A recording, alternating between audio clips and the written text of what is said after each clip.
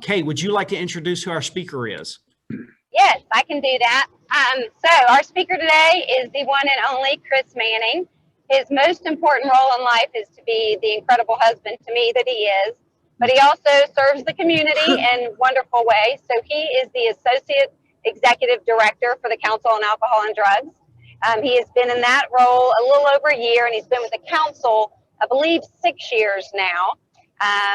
It's just, it's great. He is my partner in everything.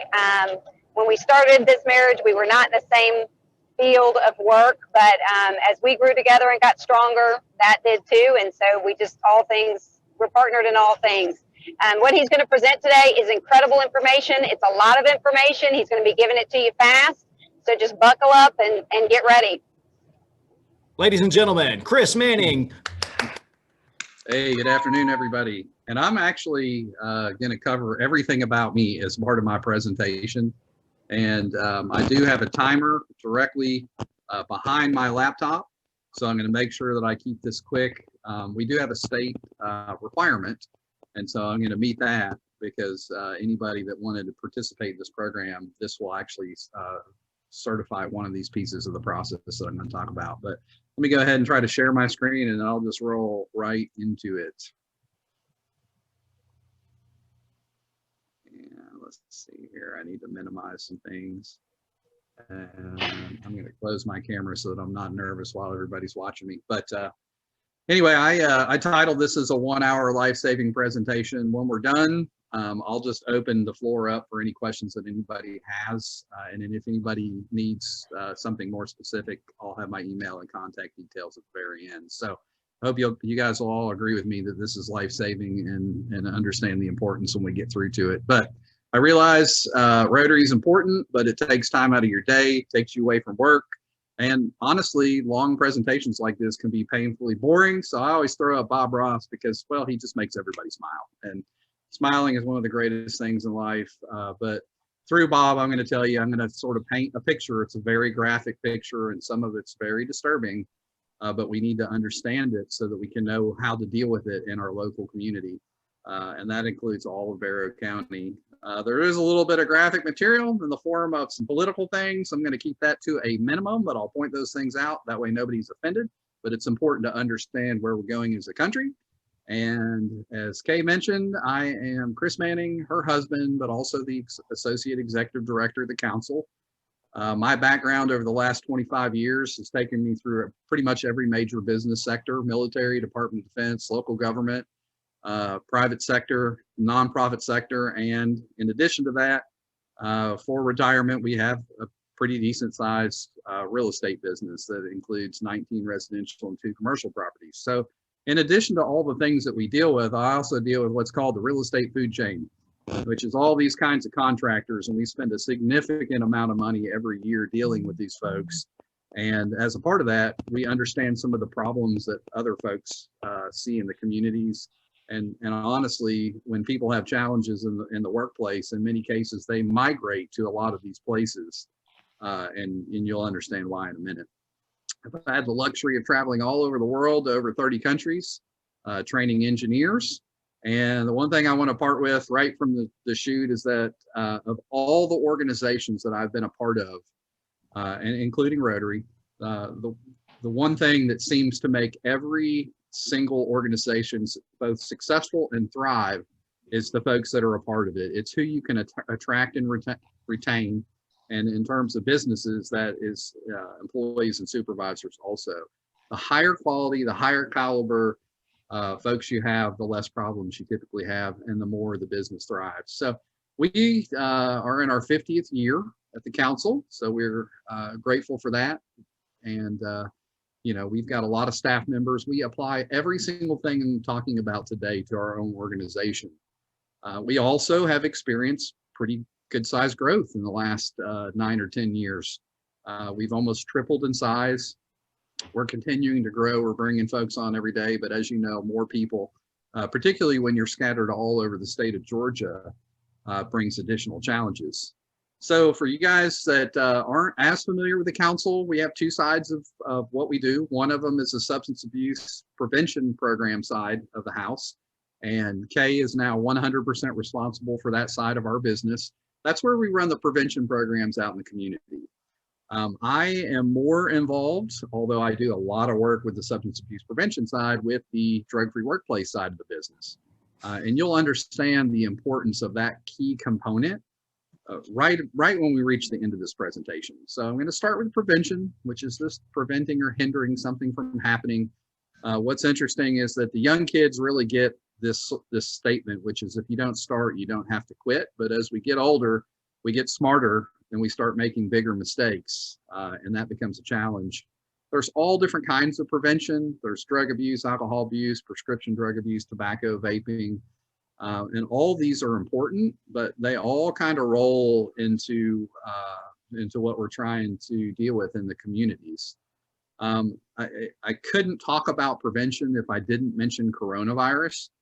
Most people don't realize, but this is the largest prevention effort that has ever happened globally.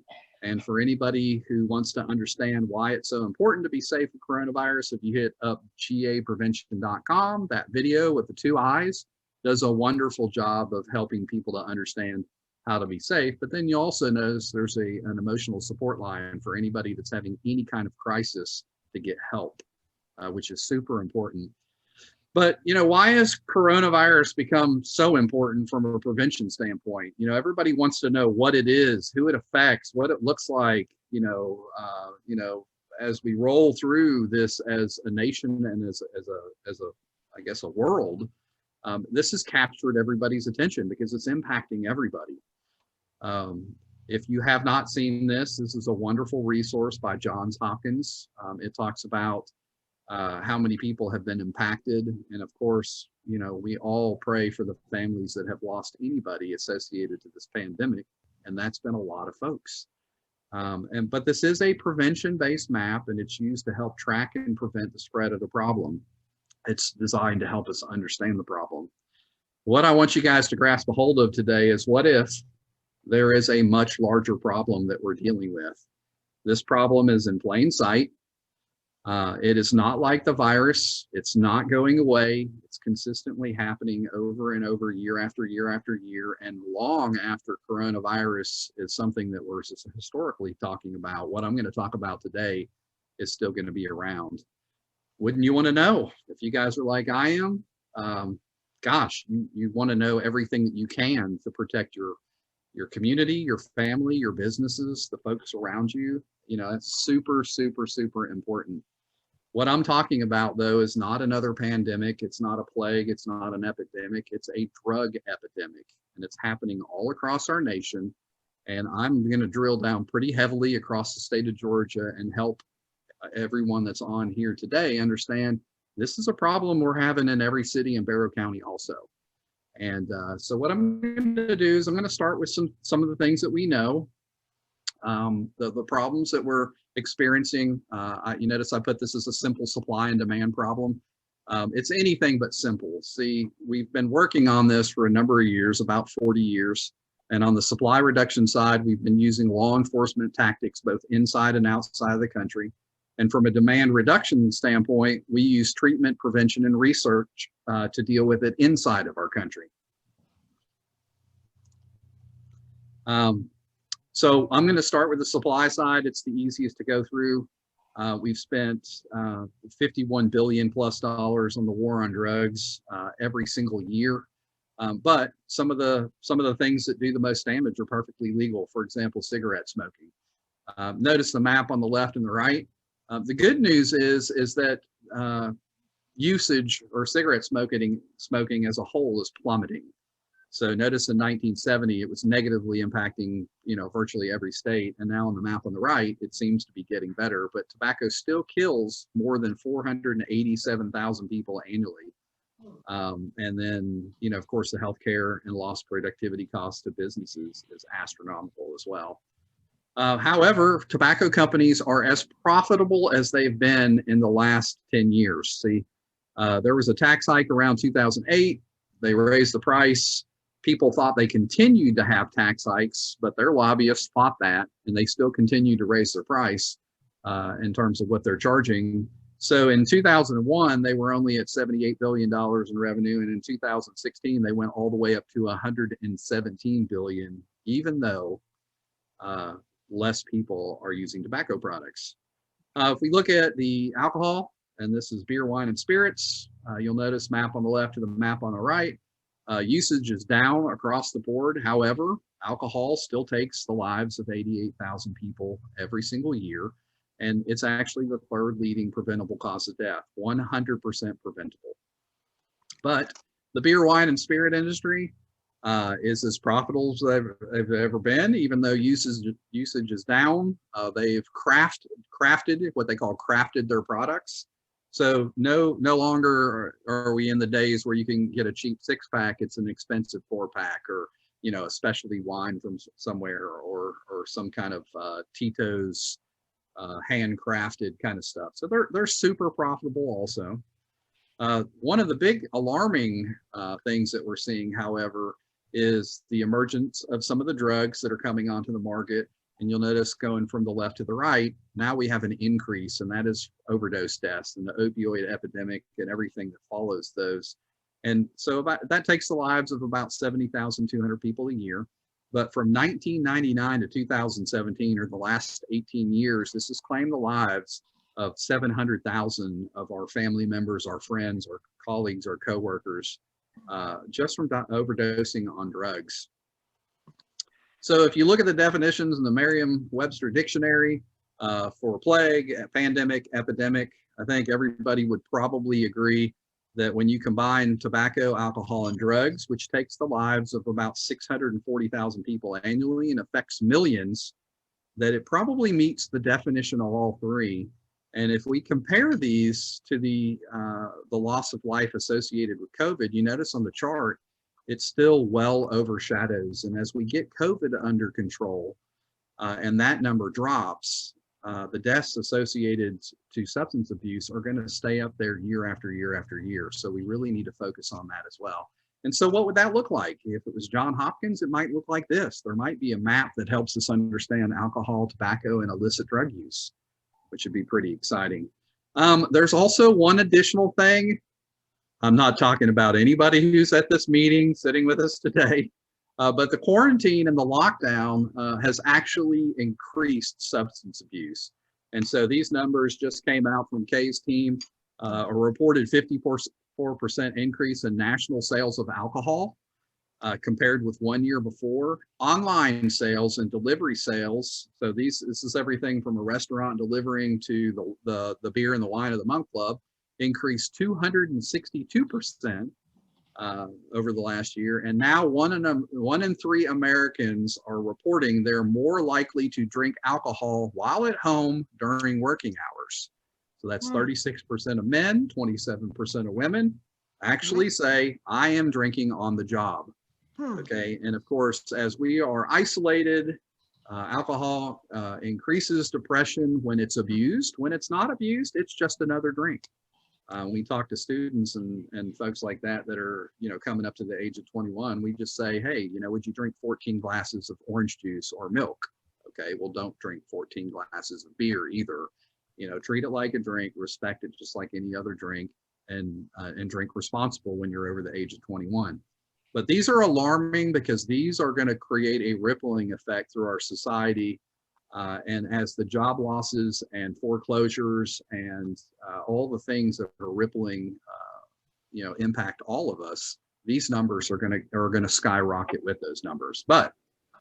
And I know all that seems dreary, but what if this is just the beginning and there's even more significant problems that we'll all have to deal with that are already headed our way? See, in America, it is seemingly perfectly legal to introduce drugs into society and use us as guinea pigs. And so what I'm going to do today is I'm going to go through CBD, marijuana, vaping as a delivery system, and fentanyl. And all these companies are basically using Americans as test subjects. They understand this perception of harm model, which is when something seems cool, people start to use it, the perception of harm drops, the use of the drug or the addictive substance goes up. Then they apply mass marketing and advertising to it. They did this with tobacco. They've done it with other drugs. And this is, you could call this the playbook for introducing new drugs into the marketplace. And by doing this, they're taking these different drugs that we're talking about, and they're literally turning them into billion-dollar industries almost seemingly overnight. See, if we look at the Food and Drug Administration's website right now, today, if you were to just stop what you're doing, hop over there and look at it, CBD has only been approved for a single prescription drug product to treat 2 rare forms of epilepsy. There is a second product that's almost finished with the FDA process to be approved. And they're basically saying it's illegal to market CBD by adding it to any food or labeling it as a dietary supplement in any way. They have very limited safety data about CBD. They don't understand the risks. The products are making wild medical claims, and the marijuana industry is following directly in the footsteps. It'll solve every problem that you've ever had. Because there's no standards. You're typically dealing with unknown qualities and basically saying, hey, we'll update you as we learn more. And then they go on to talk about liver injury, not understanding drug-to-drug interactions with things like we take anxiety drugs, heart medications, and all the normal things, all the normal pharmaceuticals that are floating around our society. It slows brain activity, causes sedation and drowsiness, which is not particularly good for folks that are driving. And then they go into male reproductive toxicity. So we could be essentially creating an entire generation of folks who are not able to successfully have families. And then they go on alertness, drowsiness, sleepiness, gastrointestinal, irritability, agitation. And how many people think that irritability and agitation would be a great thing to add to their life right now being quarantined? So they then go on to then talk about, we do not understand, in addition to all those things, what happens when you take this CBD product of different varying degrees and formulas over a sustained period of times. We don't understand the types of risks they create or the triggers that happen. If you vape it versus putting it under your tongue or take it in eye drops or eat it, which are the different kinds of consumption. And they also don't understand the effects of CBD on the developing brain or fetus. And that is terrifying because maternal substance abuse is a huge group that are using drugs or multiple drugs at the same time. Because of addictions, and this is being added to that list. And then they're also going on to say that they don't understand how it interacts with herbs and other plants. And then they go in a second time to talk about reproductive toxicity. That's what they're seeing in animals. They have the same expectation with clinical animal trials for humans. And so again, that could affect an entire generation. But if you guys are like I am, and you go to the store and you go to Party City and you look around our community, by gosh, you would think that CBD was the biggest, greatest, most wonderful product that ever existed, and it's seemingly in everything. As a matter of fact, I wondered the other day when I went to the store to get milk for the kids, could I even buy milk in the future without CBD in it? Notice I have white milk called Relax, chocolate milk, and if you're lactose intolerant, we even have a nice organic coconut water for you.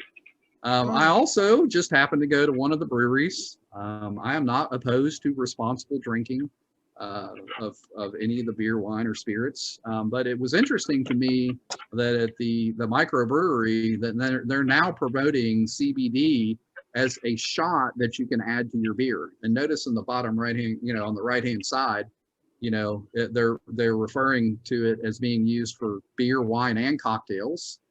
They're talking about it'll make you more relaxed, and then they also mention mood elevation at the same time, and that's in addition to what you're experiencing from the alcohol.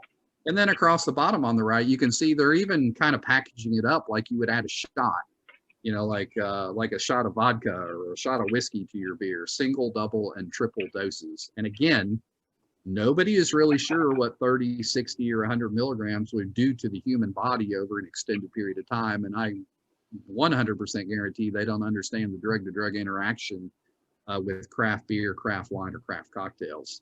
But seemingly, CBD seems to be gaining legal status at the state level all across the United States, really in some capacity, except for 3 holdout states.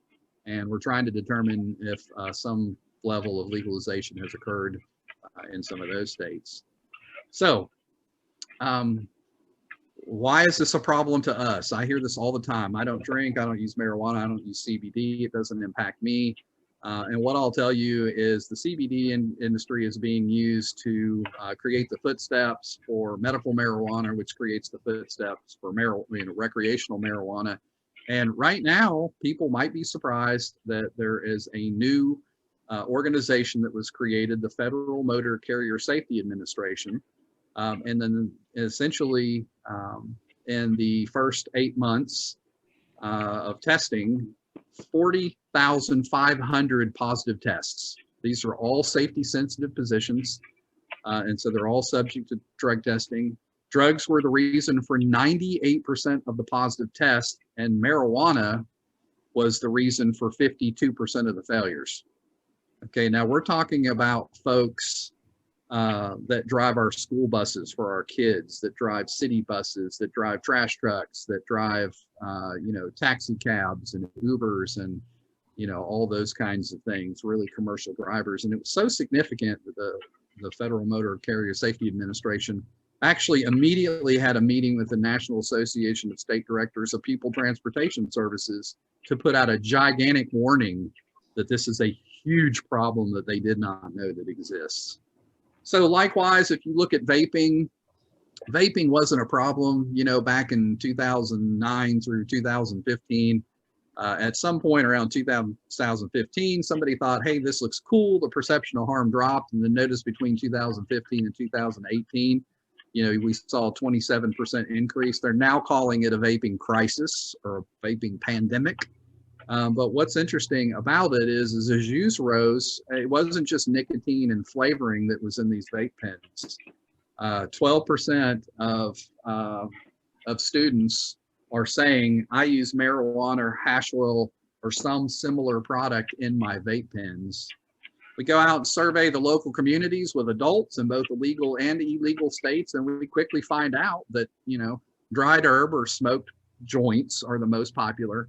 Edibles are the second, and then vaped oil is the third.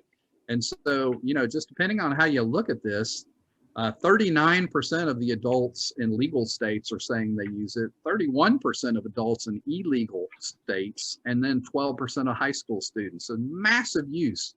What I want you to get out of this when you're looking at the right-hand side, if you vape and you're using it as a tool to try to as a cessation tool to try to, kick the nicotine and tobacco habit, and then you intend to get off of it, that's a great pursuit and certainly a stepping stone. But if you're standing beside somebody, I just want everybody to realize it doesn't matter if it's on a construction site or in your office or at the local cafe. And when they blow that out and it smells like blueberries or cotton candy or one of the 600 flavors that are available now, some of which have up to 600 chemicals in them, that might be 98% THC or marijuana that they're smoking. And because you can't tell what it is, you could be standing right beside the chief of police and there's no way to detect or determine this. The last thing that I'm going to talk about is what I would consider the most dangerous illegal drug in America, which is fentanyl. It's being laced in every single drug that's out in the public right now. It's an opioid that's 50 times stronger than heroin and 100 times stronger than morphine. And if you look at the top right-hand side, I put that in there, that's a kilo.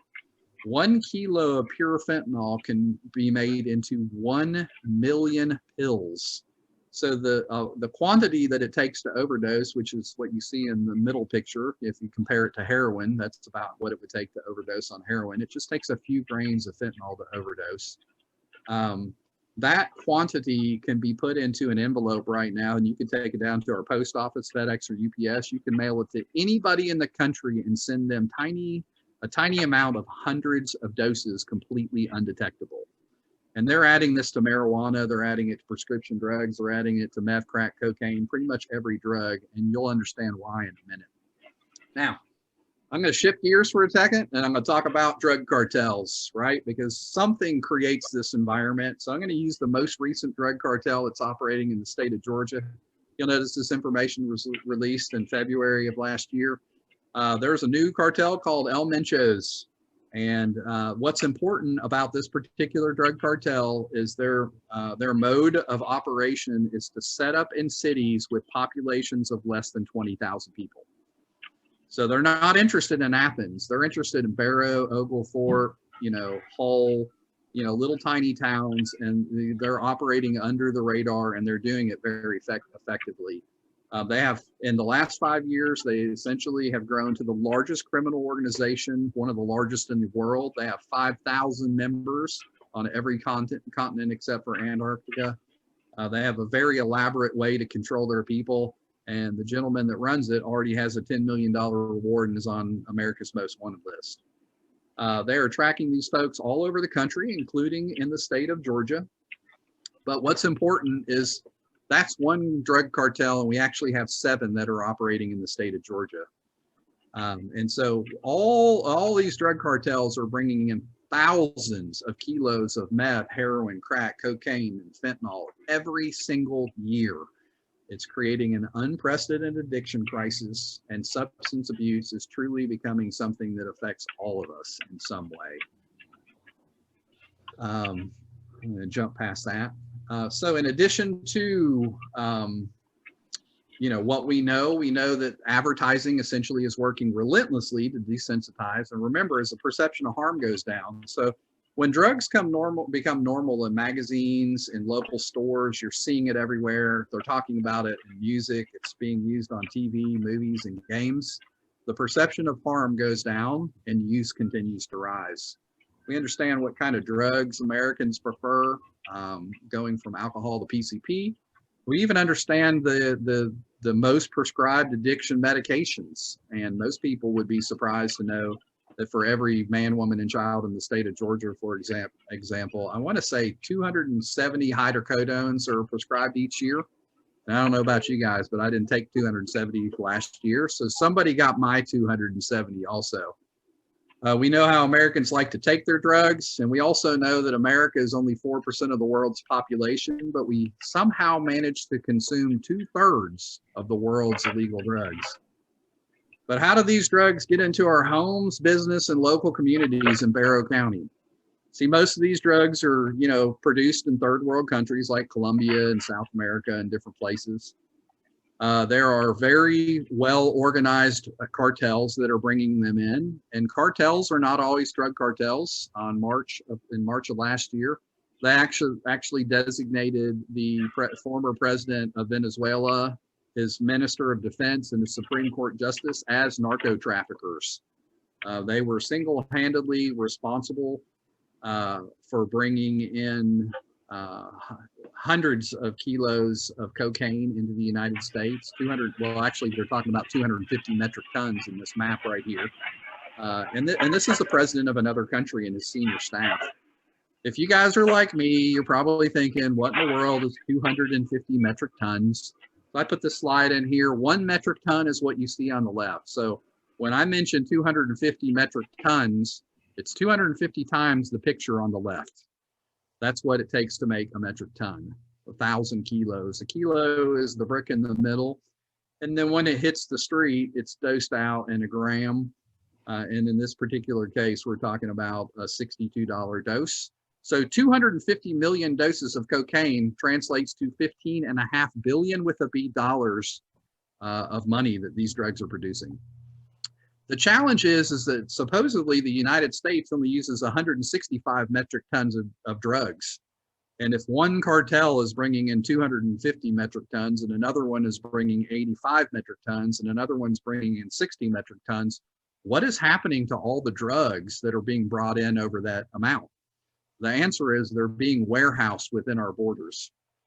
We understand how the drugs get in, land, sea, and air routes. We even understand exactly what cartels bring them to the border and what drugs they bring to the border.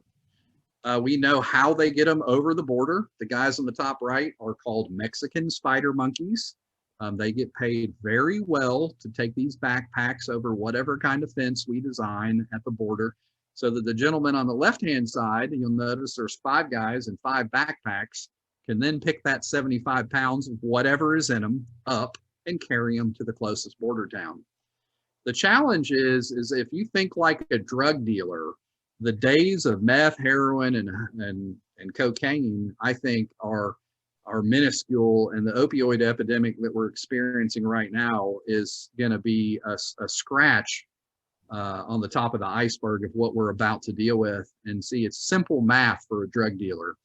If you're bringing in a kilo or 2.2 pounds, and if you bring in meth, and you know, essentially you can make $34,000 in profit, right? 75 pounds in those backpacks will make you $34,000 in profit. If you ratchet that up to opioids, you can make $3,400,000. But if you bring in 75 pounds of fentanyl, you can make $510 million with those same 5 backpacks. So I want everybody to really comprehend what that means for street drugs and why it's getting to be such a problem. So how do we solve this problem? Well, right now, up until a couple of days ago, we were building one of the most effective, intricate border walls in the country. They say that it was 90 to 98% effective in preventing somebody from coming in. But what I'll subject today is they will drive over the wall. They'll take airplanes. They'll ride through the border crossings with suitcases in their trunk. Top right-hand corner is a narco sub that they can pack 15,000 pounds of compressed cocaine. And then the bag in the bottom was actually a 91-year-old woman. So talk about a wonderful retirement plan. The new retirement plan is just heroin. 92 pounds of heroin. If she would have made it across the border, they would have paid her $870,000 for what you see in that bag right there. If you take that narco sub concept, there's an organization out there that was talking to a drug cartel about buying 300 of these. You can actually make an electric transport system. This is a narco sub. You pack compressed drugs, whatever you want, meth, crack, cocaine, heroin, marijuana into it. It drives to a destination. It drops this little pod off the bottom, which sinks to the bottom. And then it turns around and goes back to its source point to pick up another pod. A few days, a few weeks, or a month later, a boat, a canoe, whatever, drives over, activates the pod, the balloon inflates, it floats to the surface, they load the drugs into a boat, and then within 25 minutes, it's on our borders. If that's not bad enough, there's 100,000 flights like this from all over the world. This is just one example of a Gulf Stream that landed. It was going from Venezuela to Miami. It crashed on an island. They found it just like this. When they boarded the plane, all they found outside the plane was footprints. When they boarded the plane, they found a 1.5 metric tons of cocaine, a giant amount of cash and automatic weapons. And the gentleman that crash landed this plane literally just left, went to the airport, and went back to Venezuela to bring another plane like this back. So it's a necessary business loss for them. And then if you look in the top right-hand corner, you're talking about featherlight vehicles. And then the most recent thing that they caught was carrier pigeons.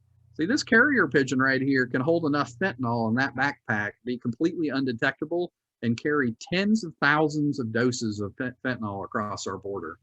So even if we could create this amazing sort of force field-like impenetrable dome above and around our borders. Except for Florida.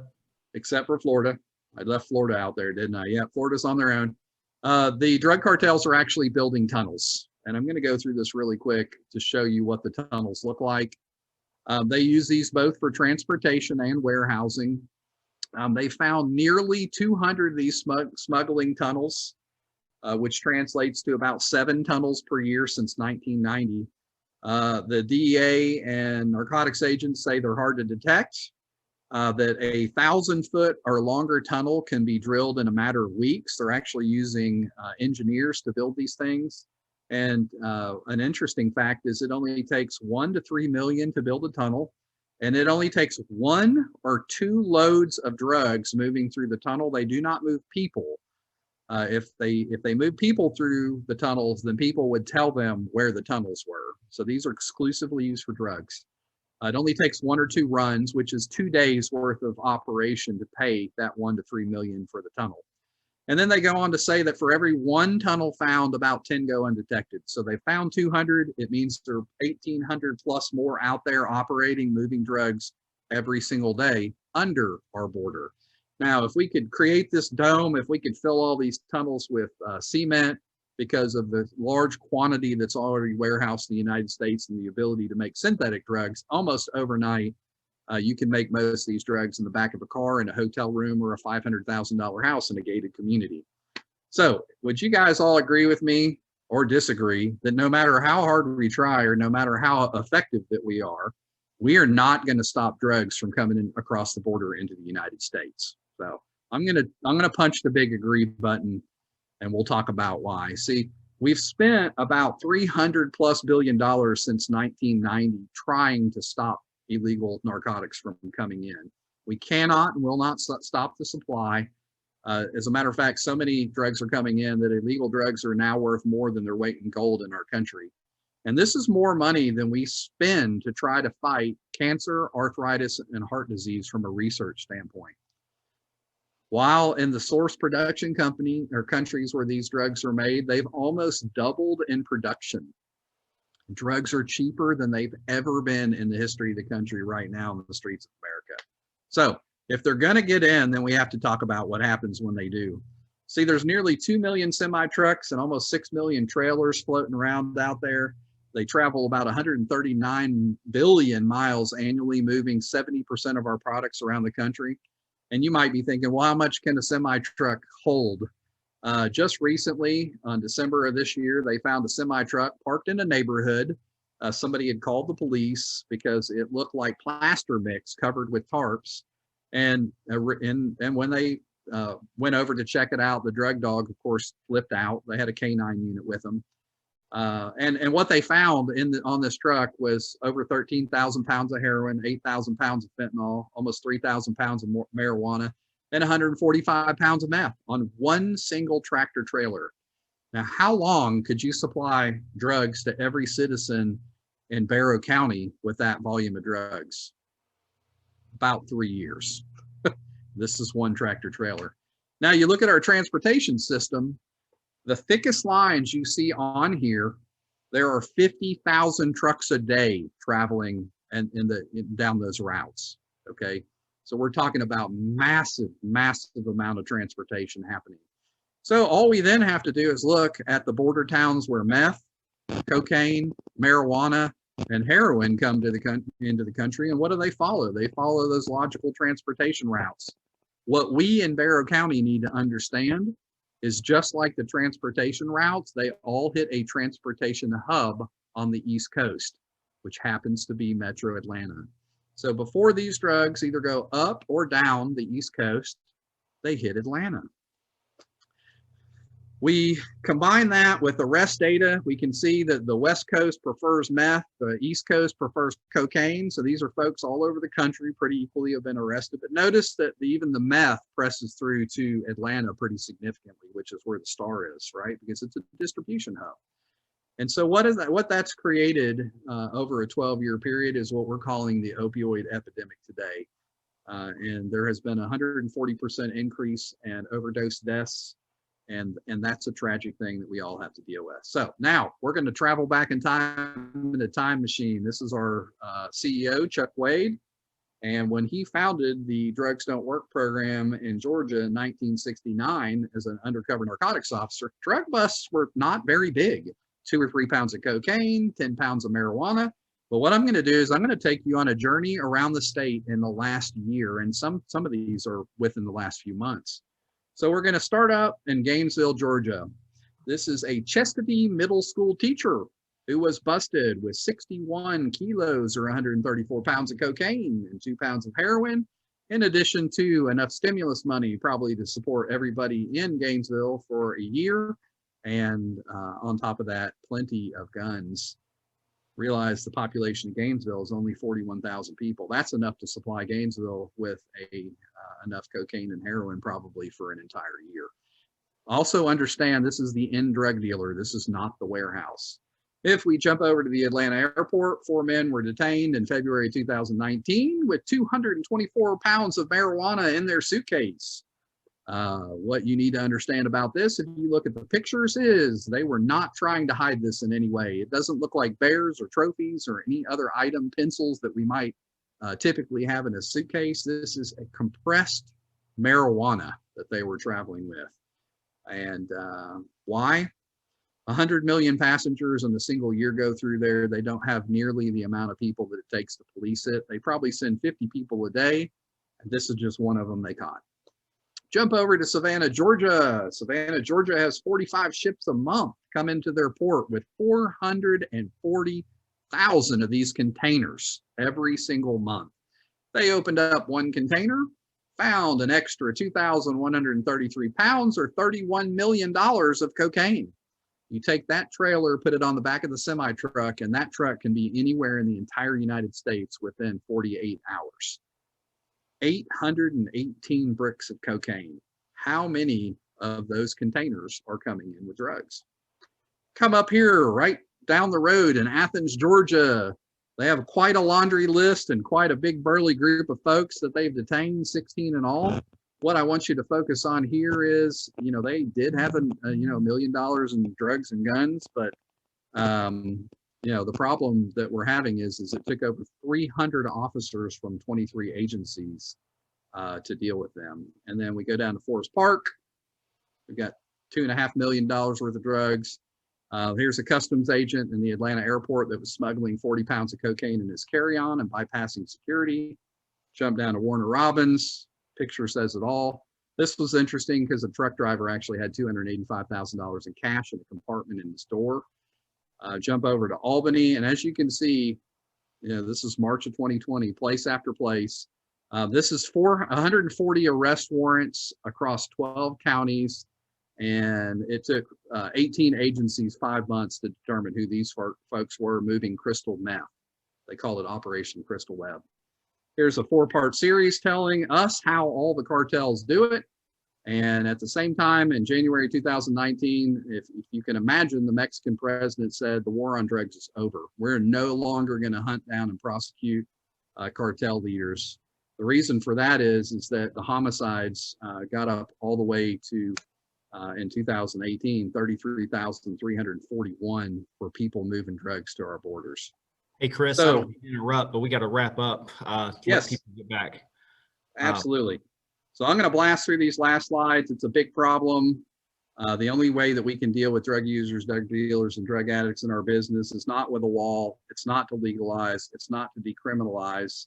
The stats show that the problems are going up with positive drug tests at work exponentially. Here's just an example of decriminalization in Oregon. In Oregon now, you can have a gram of heroin, 5 pills of ecstasy, 2 grams of meth, 40 units of LSD, 12 grams of mushrooms, 40 units of methadone, 40 pills of oxycodone, 2 grams of cocaine in your pocket, and get the same ticket that you would get parking downtown and having your parking meter expire. So what's happening? This is a little bit of marijuana. Last thing I'll do is talk about, can we predict what will happen when you add all these problems, tobacco, alcohol, and drugs? These numbers are going to exponentially rise.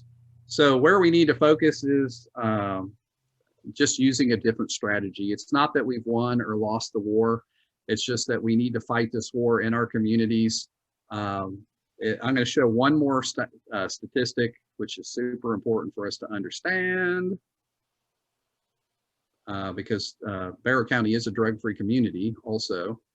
But we've been doing a survey since 1971. It includes about 70,000 people, 12 or older. It's completely anonymous. And the same statistics come back every single year. And that's that 70% of the people who use illegal drugs in America are employed in our local businesses. A lot of business owners do not realize this. And if we are effective, I'm going to jump through in all of these areas. You'll notice these are the drug-free community areas. If we are effective in all of these other areas with law enforcement, with schools and all these kinds of things, with all of our programs and faith-based groups, but we do not employ drug-free workplaces as the business solution, we will still fail no matter how much money that we spend. So the council offers a program to help businesses do this. We're happy to help anybody who's interested in Barrow County. And we are going to work relentlessly until 100% of our businesses participate in this program. And we can basically say, if you do business in Barrow County, you're going to be a drug-free workplace, because we don't want the drug users, drug dealers, and drug addicts operating in our communities. endangering our families, our friends, and our kids. So with that, I'll go ahead and wrap it up. And if anybody has any questions, I can get into more details, separate from the Rotary meeting. Hey guys, let's give Chris a big round of applause for a great meeting, right?